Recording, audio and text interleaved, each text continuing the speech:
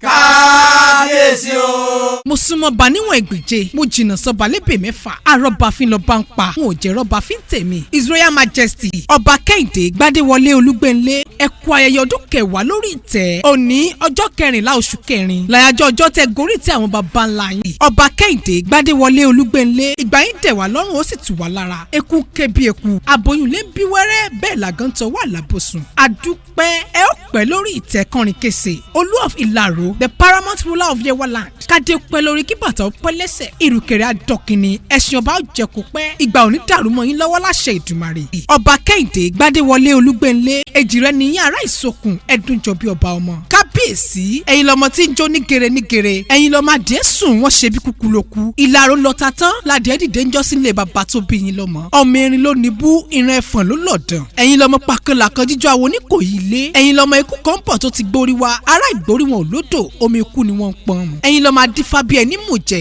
ọ̀gbẹ́yìn kùlé mọ yóò dùn tó hàn lójú ọpọ́n fa ọmọ òkú ẹ̀kọ́ ajagudu àkàrà nílé àwọn bàbá tó bí yín lọ́mọ ẹ ó pẹ́ lókè pẹ́ Adémọ́lá Ògúnlùsì aláṣẹ Joseph and Gideon Automobile Nigeria Limited náà sọ wípé ẹ kú ọdún ẹ kú ìyèdún ara pápá ńlá bẹ́tu ibi gìjàgìjà là bẹ́kùn òjòjò oníṣòwò kó má lè nájà kókókó lára ọ̀tá ń lè kábíyèsí His Royal Majesty ọba Kehinde Gbadewole Olugbenle Olú of Ilaro congratulations sir. ọba o.